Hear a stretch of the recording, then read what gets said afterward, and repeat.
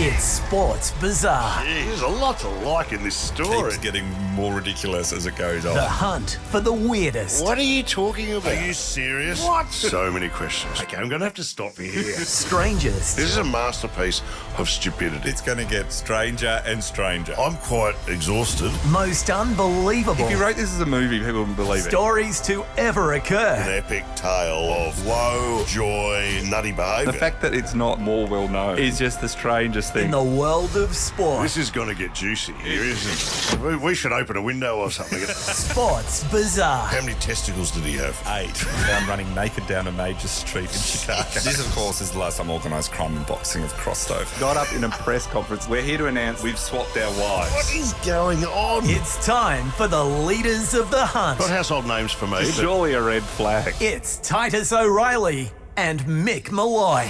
welcome everybody to the latest edition of Sports Bizarre. I'm Mick Molloy, and of course, I'm joined as always by Titus O'Reilly.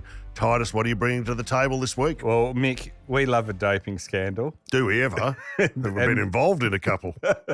So this is one of my all-time favourites. Okay. It's in the sport is football/soccer, depending where you're listening Sure. from. And it's arguably one of the strangest of all time. And at the time, it was a huge issue and then mostly forgotten. Like Okay. most people today wouldn't even know about it. Recent, So we're olden going back days. to the interwar period, so the 30s. Okay. So when I was born. And we begin with the name. When that suit was fashionable. We begin with a guy by the name of Frank Buckley. And Frank Buckley's born in Manchester in 1883. Okay. And he goes to school in Liverpool. He excels in sport early on. He's an office clerk. And he is finally persuaded by his family that he should join the army, which he does. So he joins the army, and he's still playing while he's in the army. And he was very good in the Manchester Regiment. He was so good that they kept playing him even while in the army. The army played him in their teams. And it looked like he was going to go off to the Boer War, which is, one of my favourite wars. But instead, the army sent him to Ireland. Slightly less dangerous. To do what? Just peacekeeping, which means oppressing the Irish. But he was so good at football, even when he was doing in the army, they were mainly just getting him to play football for them in their teams. There's a bit of a ring in. Yeah, and to the point where in 1902, Aston Villa actually said to him, we'll help you arrange to buy your way out of the army to come play for us professionally. Okay. So he suddenly has a career. He goes Aston Villa, then he goes to Brighton, he goes to Hove Albion, he goes to Manchester United and Manchester City, all in 6 years, moving around. And then he finally ends up at Birmingham, and he plays a fair bit there. And then he goes to Derby County, and he becomes quite good. He plays one game for England, and he's seen as quite a good player. But then suddenly the First World War breaks out. Yep. He's back in the army, and he, in the war, he ends up fighting in the Battle of Somme, and gets injured, gets mustard gas on his lungs, and gets shot, which is not what you want. So football, by the time the war ends, is sort of over for him. His running is never quite the same. He's been injured. So he comes back, and he's been promoted during the war to the rank of Major. And from this point on, everyone just calls him Major, including his wife. Which is, I would love Better than captain. One of the guys, Captain. those people in life who even their wife calls them by their nickname, basically. So the Major is him. So he goes and starts coaching. Sarge. It's better than Sarge. I know. That's your wife. Come home, your wife goes, hello, Sarge. Or even worse if you just only got to being a private. And she stripped you of rank. Stripped you of rank. You started off as a colonel, then you went to a sergeant. He comes home late from the pub. Well, where have you been, Lance Corporal? So he decides to come back and after the war, and in 1919 he decides to go into coaching because he can't really play anymore. He joins. That makes sense. He joins Norwich City. And they're very excited to have him there. He instantly overhauls training regimes. Well, what level are they at? Division? This was just the Football League at the time. So before the Premier League, they started to have different divisions, but sort of at the top level, and he was seen as, from his military career, he was seen as like a real firm leader like at the time, a drill sergeant. Major, yep. But after a year at Norwich, where he starts to do quite well, they can't afford him, and he can't afford to stay. So he goes off for 3 years to be a travelling salesman. But finally, after 3 years, Blackpool approach him and they appoint him as manager. And at this time is when he really starts to coach in a really high level. He changes Blackpool's jersey to their now iconic orange colour. Yep. So they play in full orange because he wanted the locals to notice them because they weren't really followed that much. Yes. He brings in this sort of authoritarian coaching style. He brings men like his players to tears through yelling at them. Right. Sort of, the Alex Ferguson hairdryer goes directly back to, they say the Major was the one that really brought this in. He is everything about winning. That's all he cares about, to the point where the Blackpool faithful get annoyed with him. They say, yeah, we win, but it's the most boring football you can imagine. Okay. And they complain a lot. He starts to experiment with things, what they call pep pills, which is amphetamines, and he gives them to his players. The old pep pills. The old pep pills. So he starts giving amphetamines to his players, and this isn't uncommon at the time. So other teams, such as Arsenal, also did it. They gave their players amphetamines. The Arsenal players didn't like it because after they played a game, they found they were very energetic on the pitch, but didn't really score. But there's a lot of running. Okay, yeah. And then they said, and they didn't know what was in it, right? So they were taking stuff like equivalent of like ecstasy and amphetamines and stuff, yes. But they didn't know what was in it at the time. Right. They, in their diaries and letters and reports afterwards, they say things like, "Oh, after the game, we hit the town and all we could drink was water. We just couldn't drink enough. We were so thirsty." Which is like being at a rave, but they didn't know. So where are they getting these pills from? Well, early bikers, those bikers with a sidecar, penny farthing, penny farthings. They used to come around. The Germans started producing a lot of this stuff, so these were sort of known. There's chemistry, and there wasn't a lot of regulation around this stuff at the time. So he does okay at Blackpool, but finally, in 1927, the board of the Wolverhampton Wanderers, they advertised for someone and they liked the look of him because he's suddenly known as this tough guy with eye for detail, an innovative approach, and a win at any cost kind of thing. Gets results. They're also broke. So their ad in the Athletic News for a coach, the whole headline was, "A spendthrift is not needed," because they had no money. Okay. So he joins, and his first few years, he's basically not even trying to win. He's trying to get them out of debt. So they're £14,000 in debt. They're losing about £1,500 every year, and they've barely got anyone coming in the door to pay for things. So they're in real trouble. So he does this thing where, and this was a lot of the managers at the time, he just becomes a horse trader. So he finds really talented youngsters, builds them up and sells them for a massive profit. Okay. But the minute they start to get good, he's selling them off. On. Yeah. So the team's not getting any better, but the bottom line is being addressed. Yeah. Between 1935 and 38, the club's income from transfer players was £110,000, and he had bought them to a profit of £68,000. So that was his. So once he's done this, board suddenly says, "Well, this guy can just run the place, money-wise, player-wise." So he gets this huge amount of power over the entire place. The thing, they then start to have some success because Buckley's coaching is not like other coaches. And you got to remember, at the time in the early 30s, when he started coaching, players were often, during the week when they trained, weren't given the ball because it was believed it would make them more hungry for it when they played on the weekend. Good so they trained without a ball, and then it's like baiting a dog or something. What are you trying to do? But the problem was, when they got the ball in a game, they didn't know what to do with it because they're not practicing kicking and stuff. To give you an idea of so not only are they not training, they're not doing fitness stuff, but also the views on fitness are not exactly like what we think. So here are some of the ones. So, and there's all this beginning to be nutritional science, but at the time, they're not really understanding of what it is. It's a bit wrong. So George Allison of Arsenal, who was a doctor. Science is a bit of a stretch. Yeah, it's and not, he was playing at the ripe old age of 30, which at the time, I mean, I think you die at 40. That's right. So he's That's 30, his still twilight playing. years. People are saying, and they were saying, so he wasn't a doctor, they were saying he was playing at Arsenal, George Allison, and they're asked, what steps should a football player take to keep playing to your ripe old age? And he said, I suggest cutting out tea and coffee and drinking milk instead, or water. He said, it's not easy to give up tea and coffee. This is the same kind of physical or chemical difficulty that one finds in giving up cocaine or any type of dope. Yeah. Keep doing those, by the way. Yeah. Keep doing those, but give up tea and coffee. He said there is a time for low spirits or depression, but in time, he says if you give up tea, you sink into depression. But he says, but one becomes as fond of milk as other men are of beers. Milk drinkers can play in the hottest weather without the least inconvenience.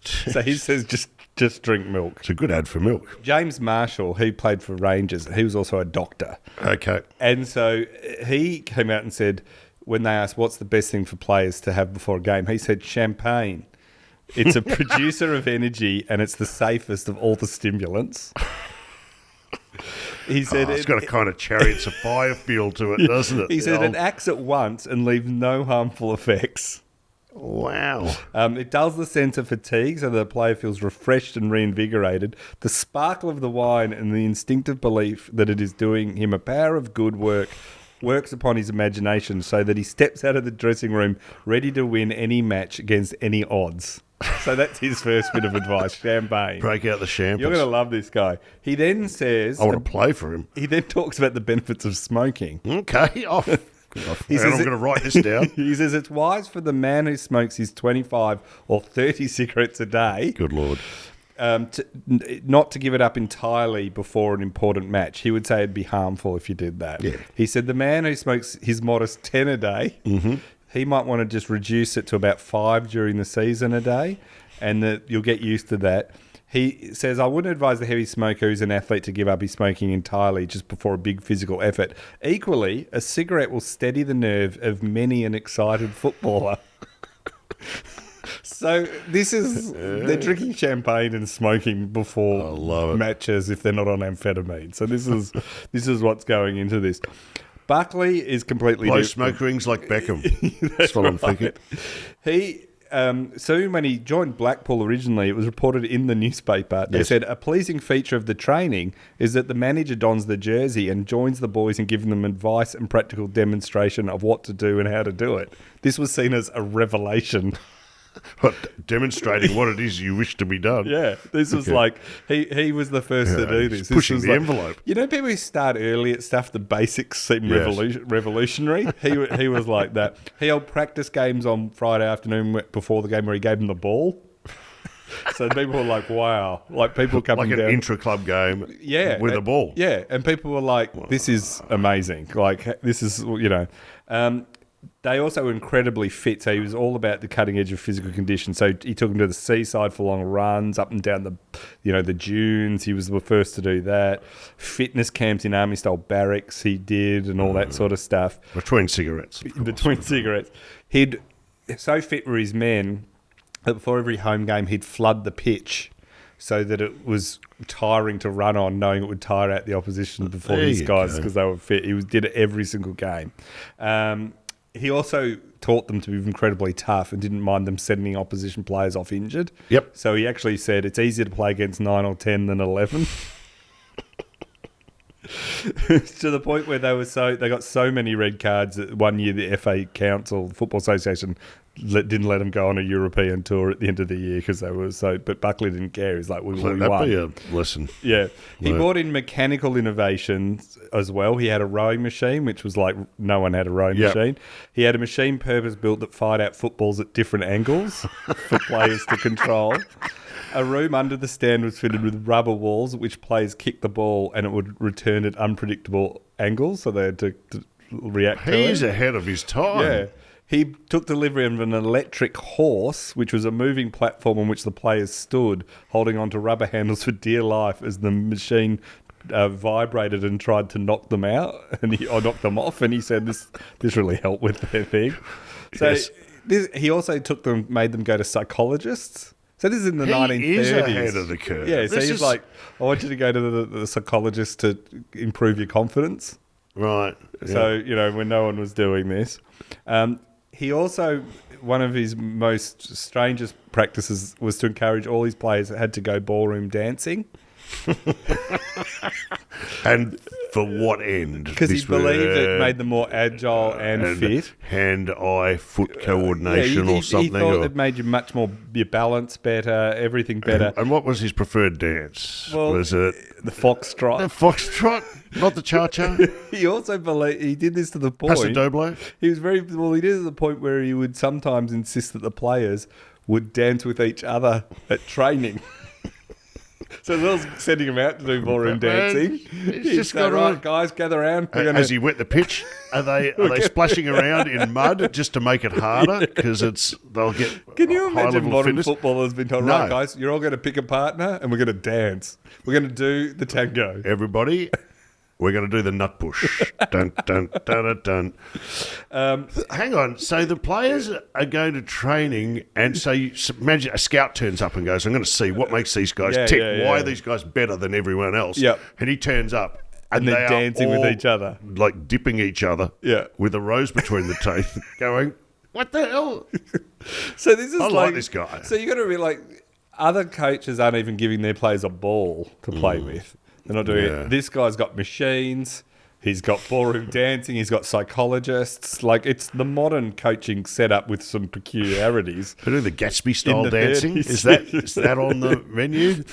He doesn't care if they Flapping. win or lose, but he really wants them to just be able to, like, guys, your timing is all off. Okay, this is fantastic. He also insisted, even the goalkeepers, that they all had to be able to be proficient at kicking on both feet.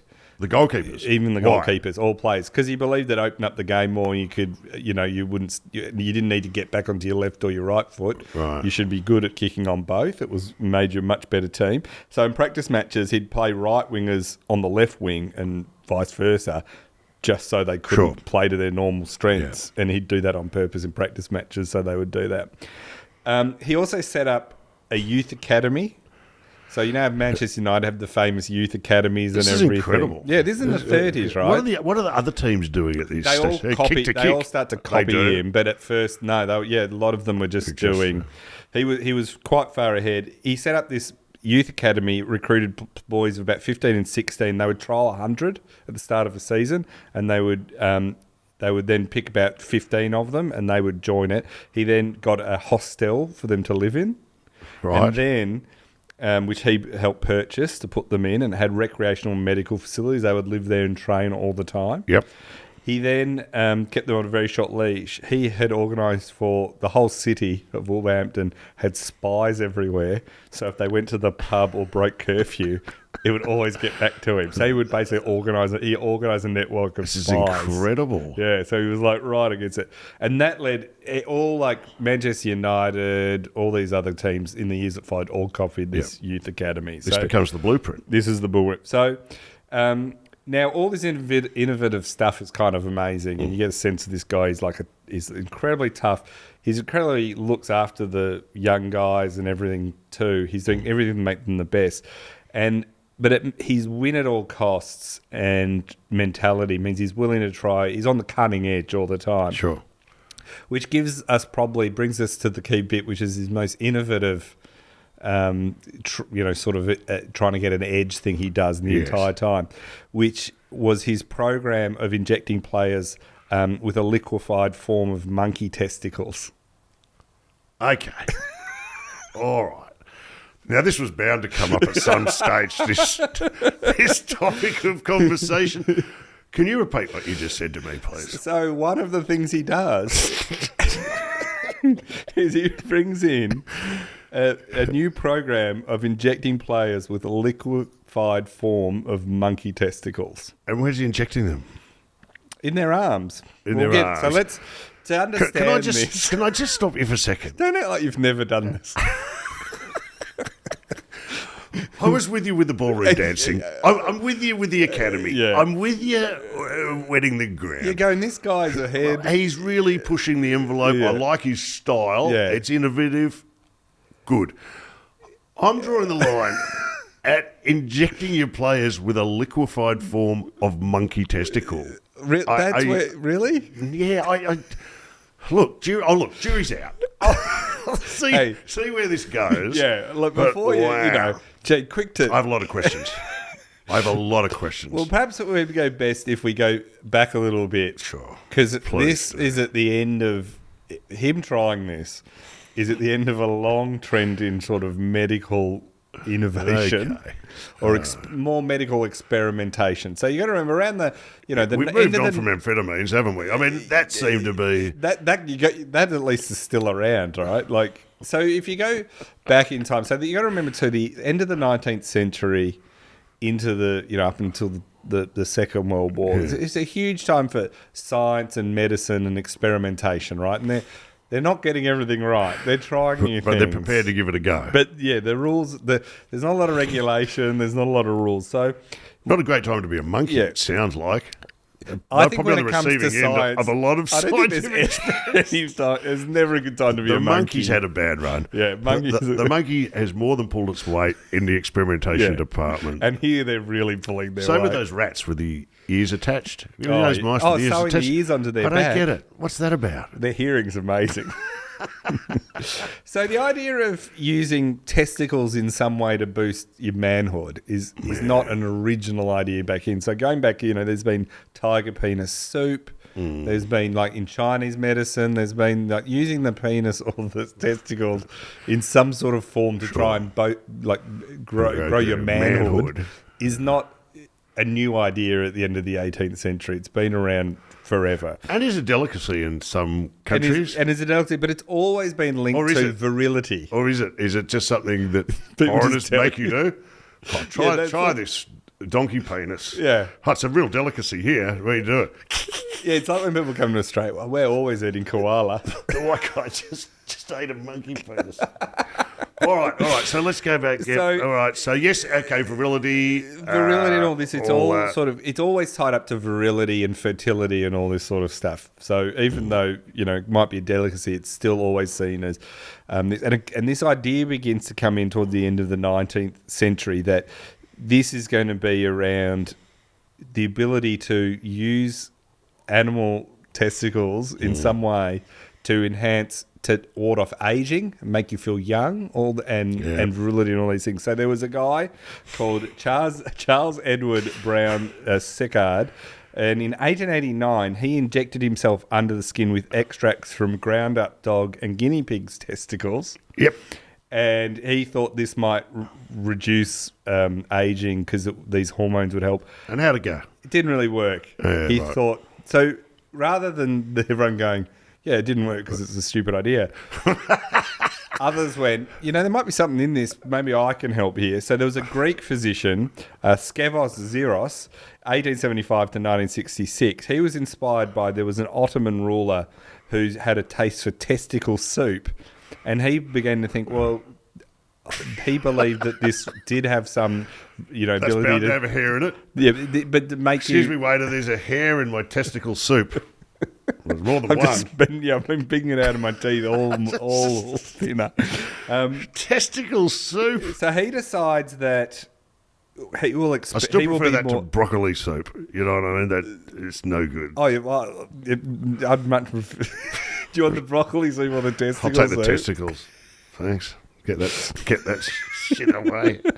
Okay, all right. Who's having this? So an Ottoman leader. He was inspired by the Ottoman leader. This is Zeros, the Greek physician. He is inspired by. Did you get croutons? Would you put croutons in your testicles? Just to give it some crunch? Get the big pepper grinder out. All right. I prefer not pepper. I like to really be able to taste the testicles. There's a grab for YouTube. Just blowing on it. It's a bit hot. Oh my God. It's going to get a lot worse. Sorry, I'm just stupid. Yep.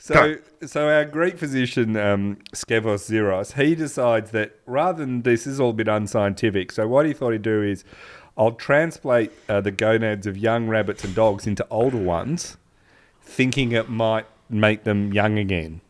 Right. And he thinks, because this is why do injections and stuff, this is, you can transplant the actual chemical factory directly into these older dogs from younger animals and rabbits, and you'll get this reaction. And he then What animals? Well, he was using rabbits and dogs. So that was his experiment at first. It'd be strange for the dogs who they're all notoriously love to lick their own balls. All of a sudden you'd be going, hang on a second. I don't think anyone... What the hell? Somebody, hey, did I miss a meeting? That's not... They're not mine. That's not... What the hell? So in 1910, it said in the book I read, he takes the next logical step. You and I might argue, is it logical? Right. He implants the testicle of an ape into a man, and he claims this is a miracle cure for impotency and senility. So when you say implants it, is he takes castrates the man? Takes it from an ape. Ape? Yeah, and then puts it into a man. Attaches it to a man. To a man, right? He says this is the... And he... Hi, honey, I'm home. How was your day? I've got a... You're not going to believe what's happened to me. You won't believe. I feel great, and I can lift a car. And I can get me a banana. And I've got something to show you. I've got this powerful urge to pound my chest. So word spreads of this and goes... And the idea gets traction that people think this works, right? They start to think grafting on testicles. But how did that work?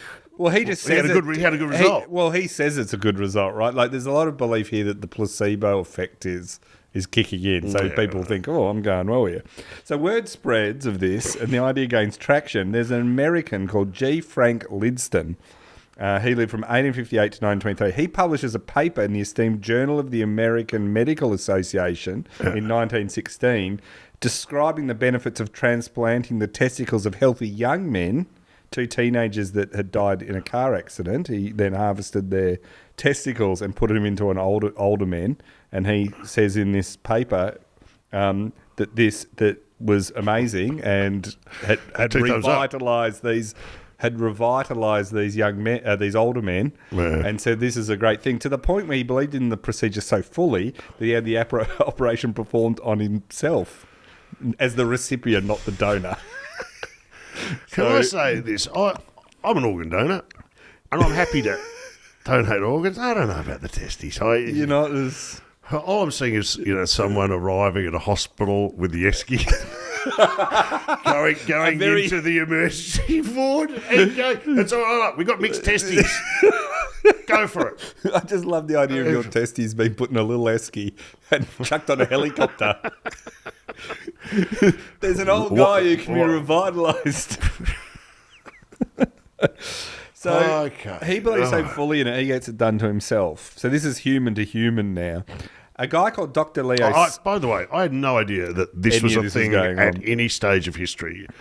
That testicle swapping was a thing. Okay. Yeah. No, is this covered? But it's in the American Medical Association journal. Like, it's not... Yeah. It was mocked by some, but it was slow also... work down the lab, I reckon, there. Gee. Dr. Leo Stanley, another American, because in the past year, you need someone like a transplant, you need someone to die to get their testes, right? Yeah. So, and if it was young men, you didn't want old men. You don't want old men's testicles. Who does? Right, they just clack away like an executive toy. So you want young men, right? Yeah, that's but they don't die as often. You need a tragic accident. So this Dr. Leo Stanley, though, he's lucky in a way in that he is... got access to a lot of young, healthy dead men that have died. They executed prisoners because he works as the chief surgeon at don't tell me they're harvesting prisoner testicles. San Quentin State Prison. Not on. And he is taking transplanted testicles from 20 dead young men and then implanting them into older inmates to do the testing.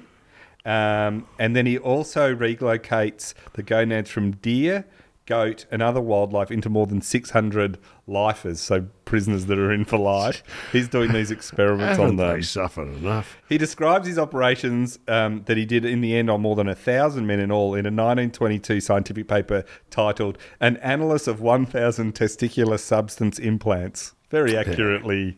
named. Sounds like some bedtime reading. He claimed that glandular relocations could improve epilepsy, asthma, and acne. Okay. So, there you go. So this is all happening. Could you, like cosmetic surgery, could you go in and, like, choose? Were there, like, testicle models? Yeah, can you go in and go, the deer's going to cost you this much? Little parade? Can I see? I've only got $50. Well, you can have the rabbit. It's like...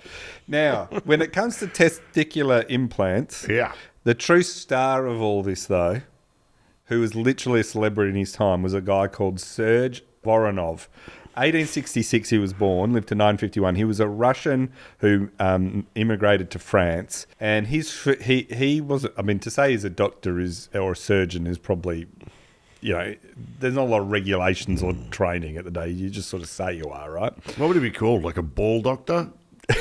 Like a ball doctor?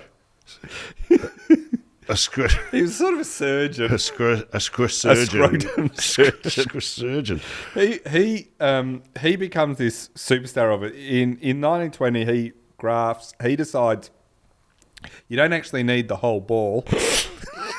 I never saw this on an episode of House. That's all I'm saying. If you just do a slice of the ball. So he does a 2-centimetre slice of a chimpanzee testicle and puts into a man in 1920. And he says this is more efficient and economical. Why do the whole thing when you can just do single slices? It's less invasive. And he becomes famous for this, and becomes insanely rich. He was like a plastic surgeon rich today.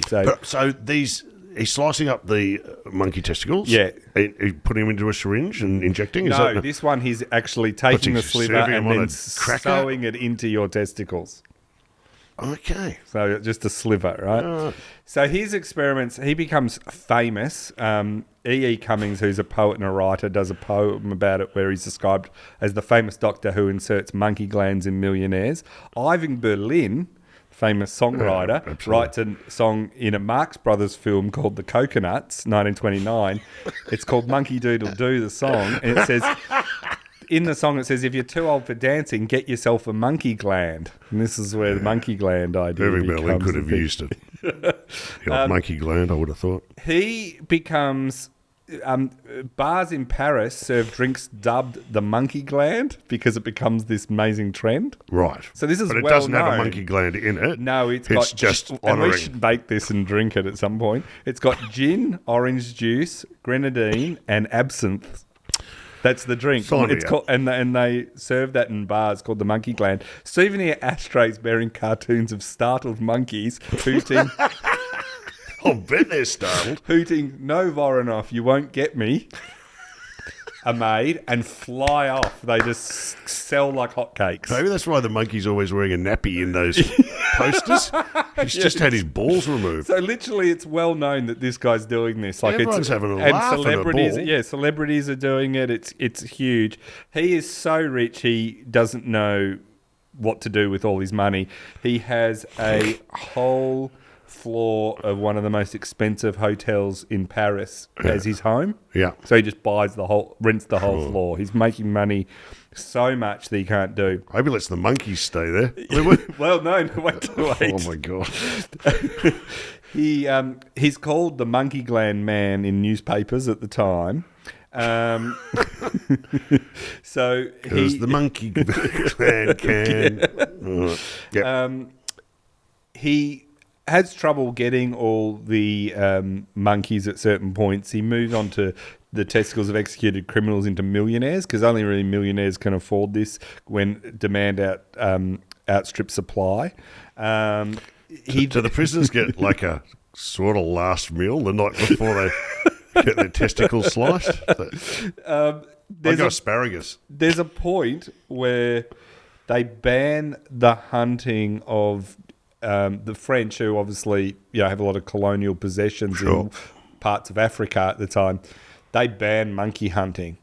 So for this reason, for lots of reasons, but that was one of them. He starts a monkey farm in Italy to be able to harvest. Oh my God. Okay, I'm going to question anyone starting a monkey farm in Italy. That's a red flag for me. That is a red flag. So he's producing his own Yeah, he's monkeys. producing his own monkey testicles, and he's just using it. So he starts doing that. So he says stuff like, he writes a book called Rejuvenation by Grafting, and he just says that there's all these effects. It's not an aphrodisiac, but he says your sex drive will improve, you'll have better memory, you'll have ability to work longer hours, you might not have to wear glasses anymore. No more ability to stop it, you'll go blind. Yeah. He says you'll have, because he says it will improve the muscles around the eye. You'll have a prolonged life. You'll live longer. All these things. He says it will get rid of mental illness and schizophrenia, but it's not called schizophrenia at the time. So he says all these things. Yes. By the early 1930s, over 500 men have been treated in France by Warrenov. Like, that's how big he's doing it. And it's people like, there's an American guy who's called Harold McCormack, who's the chairman of the board of the International Harvester Company. So captain of industry, huge company. He's With quite monkey open, nuts. admitting I've had it done. It's amazing. So everyone is saying this is all amazing. On the Italian Riviera, he's got this farm which is run by a former circus animal keeper. He's hired to run it. So all these people are doing all of this. He then tries to. He also starts implanting monkey ovaries into women. So he's trying everything and going well. Arthur Conan Doyle writes a Sherlock Holmes novel called The Adventure of the Creeping Man, which is based on Warrenov. Yeah. So he's that famous that everyone knows him. Now, so this has been copied everywhere. So in America, they take this testicular surgery to a whole new level and way more money because they're Americans and they do it a lot more. What are they up to? There's a guy called John Romulus Brinkley. He's a Kansas doctor, and he would broadcast his services on a radio station with the slogan, "A man is as old as his glands." Oh, Jesus. Now, he in fact was not a doctor. Surprise, surprise. Because a bombshell? He'd paid for his degree from a place called the Eclectic Medical University in Kansas for $500. Good on him. If someone said to me, where's your degree from? The Eclectic Medical University. That $500 investment in his degree was a sound investment because he later charged $750 per surgery, which is equivalent now to $10,000 for each surgery. He earned an estimated $12 million by grafting goat testicles into gullible but desperate young American men. Unbelievable. His advertising pitch was that the treatments didn't work very well on dim-witted men, but worked very well on intelligent men. Oh, God. That was his marketing. This is fantastic. So guys, sign me up. He was accused by a rival physician of being a charlatan and a terrible doctor, and this was all nonsense. So he sued the rival physician and said, this is defamation. The Texas jury voted against him, declaring that Brinkley should be considered a charlatan and quack in the ordinary, well-understood meaning of those words. So he brought the case and lost. Saying, I'm not a charlatan. The jury goes, you are. So back in Britain, this is all happening across Europe and America. It's a big thing. In Britain, there's a bit more opposition to the treatment. So they've got more of pro-animal rights people in the early days, the movement. They're saying that, the slaughter of monkeys to allow this is terrible, and they've got MPs that are protesting it. The Breeders' Association had been approached direct by Warrenov plans for the gland grafting onto British racehorses, and they had said no and banned it. So there's all this stuff coming up. There was also... You could harvest corgi testicles? No. That would be very British. There's also this thing where on the continent it seems okay, but the British start to look at it and say, well, we think this has got sort of racist overtones. Not that the British didn't mind being racist, but Warrenov used to say stuff like bright children should have these glands of monkeys grafted on them when they're young, so we can raise a race of people with greater physical and mental powers and create a super race of men of genius, he used to say. And the Brits didn't really like that. The Europeans were a bit more into that. So this calls for a moratorium on research and for science to look at this properly. But while this is going on, in 1937, the Major Frank Buckley is approached by a scientist called Menzies Sharp. And Menzies had based a lot of his stuff. Some say he was a student of Warrenov, but others are not so sure because he was a bit of a con man, this Menzies Sharp. But he said, look, there's a way to improve performance and recovery time using monkey gland implantation, but this time with syringes rather than having to do the operations. Okay. But it was based off Warrenov's ideas. Now, the scientists at the same time, It's not as parallel invasive. to this, It's more of a modern. But they, at the time, some scientists had started to look at this and worked out it was nonsense, but had. No way. What, they're onto it? Well, the one thing into it, though, that it did lead to is they did discover that testosterone, which was a subset, and didn't work in the way that they were doing it. So the injections and the... But they were ultimately heading down a path. They were heading down a path that ended up working where if you isolate the testosterone and inject that in people, it has huge impacts, and it's led to all the doping we've had ever since. But at this point, it's not really working. But Menzies Sharp, he's a salesperson. So he sort of had developed through this. He was selling these elixirs all across. He was in Edinburgh, but he was selling it all across the UK. And the as soon as you say the word elixir, I'm thinking con man. I'm thinking snake oil. Absolutely. This is red flags everywhere. It's a wonderful elixir. It's a wonderful elixir for man. So the Major becomes intrigued by Sharp's proposal and decides, but says, before you give it to my players, I want to try it myself. And so he has like up to 12 injections over about 3 or 4 weeks. And he says, the Major says he's astonished by the results. He said, the treatment lasted 3 or 4 months. Long before it was over, I felt so much benefit that I asked the players if they would be willing to undergo it. And that is how the gland treatment came into general use at the club. So it was optional? Well, first it wasn't optional. So soon all the Wolves players are given this course of treatment over a 6-week period where they're being injected every 3 or 4 days with this, with the idea that we're Buckley says that some of the players gained weight and grew taller as a result of taking the treatment. They ran out of monkey gland, so at some point they're using slaughtered cattle as instead. Roadkill. Yeah, whatever animal we can badger. get. Not everyone agreed to take part. 2 players at Wolves decided, a guy called Dickie Dorset and Don... Good on you, Dickie. Dickie Dorset says nut. And and Don Bilton, they refused to undergo the gland treatment, which the Major got very annoyed at. Bilton later recalled that he signed with Buckley in the late 30s. He was instructed by Buckley to report to the medical room for gland injections. He said, I'm sorry, sir, but I'm only 17 and still under my father's guidance. He will not want me to have injections. Buckley told him that under his contract he had to do as he was told. He refuses. Bilton's father comes down to see Buckley and they have a huge screaming row. Yeah. But eventually Buckley backs down. He says, Bilton says, Buckley was not pleased at all and I never did much good at Wolves after that. I wasn't. Yeah. I was persona non grata. Mm-hmm. But it seemed that there was this belief that the Wolves players were getting a benefit. Now, they now think that was just a placebo effect, but they seem to be going quite all right. Their performances seem to be going better. And it wasn't illegal, so there was they were quite open about they were running this program.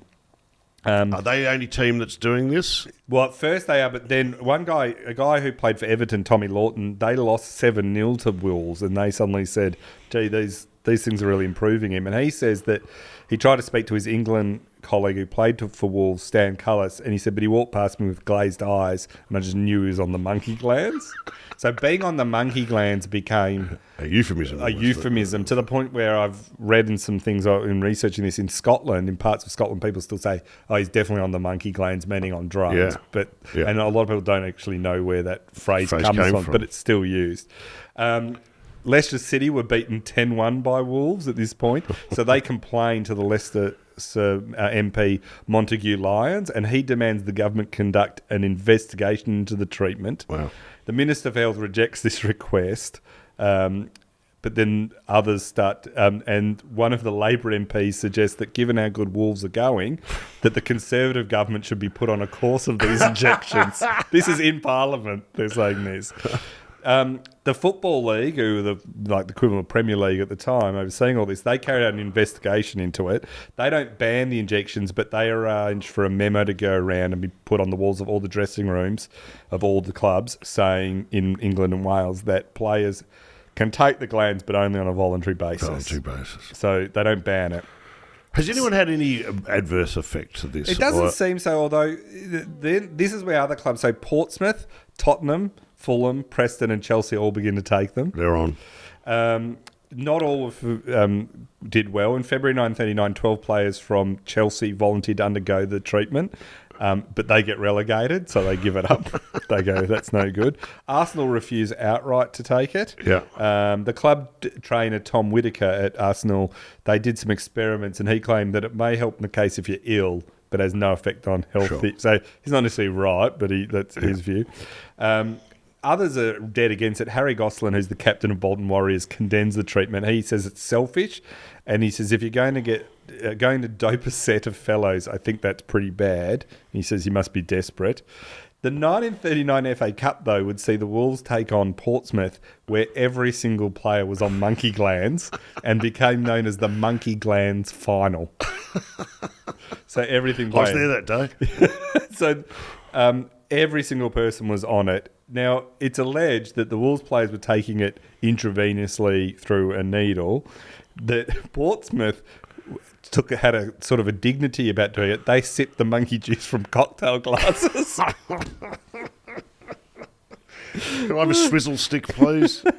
So they saw it very much as an elixir. They're all open about it. Portsmouth wins 3-0. From a little umbrella in the top of the glass. One of the curly straws.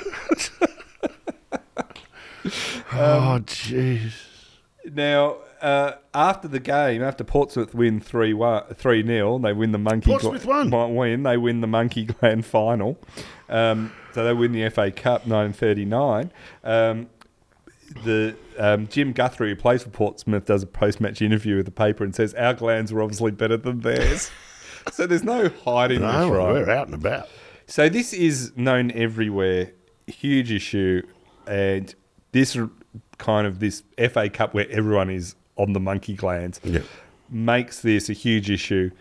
Parliament comes out and says, we're going to investigate this. The British Medical Association comes out and says, we're going to investigate this. It's the biggest story of the day. Yeah. They're a bit late to the party, aren't they? A bit late, but they suddenly say this is a huge issue. But it's 1939. Not long after this, a certain German decides to kick off World War II. Oh, well, he doesn't put them on the monkey glands, does he? All the Nazis were on amphetamines when they did the Blitzkrieg. It was fantastic.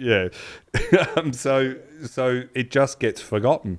Parliament don't investigate. They've got other things. They're worried about saving the country. Yeah. The Medical Association, they're off to war and got other problems.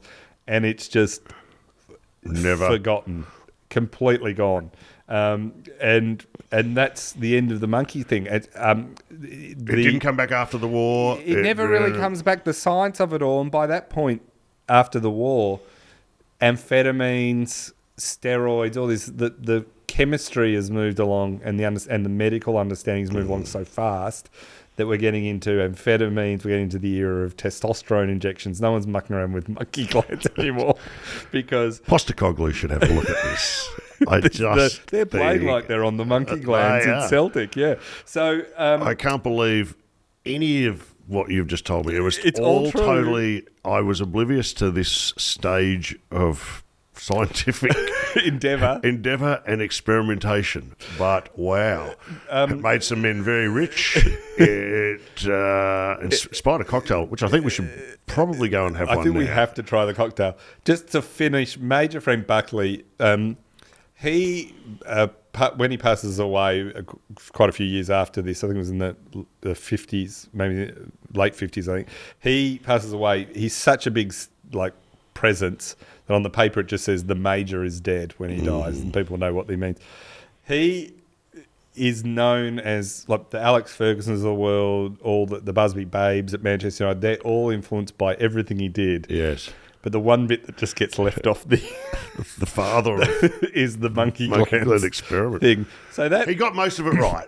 He was revolutionary in so many ways. And, the Youth Academy, everything, and can't all be winners. And once he sets this all up, he actually leaves Wolverhampton, but they have enormous success in the 50s under all the systems he's set up, except for the war obviously interrupts his career at Wolverhampton. But still to this day, being on the monkey glands is still a saying in large parts. A lot of monkeys running around like the castrati, just without any genitalia. You know, look, I'm willing to give it a go. One testicle. And that's the monkey One testicle doping scandal. Well, I did not see that coming. But you've given me lots to think about. I can't thank you enough, Titus O'Reilly. We're on all the socials. Follow us there. If you'd like to leave a review on iTunes, it helps us out. And if you've got an idea for a story you'd like us to do or got some feedback, send an email to us. We're even on the electronic mail. It's info@sportsbazaar.com. See you next week. Cheers.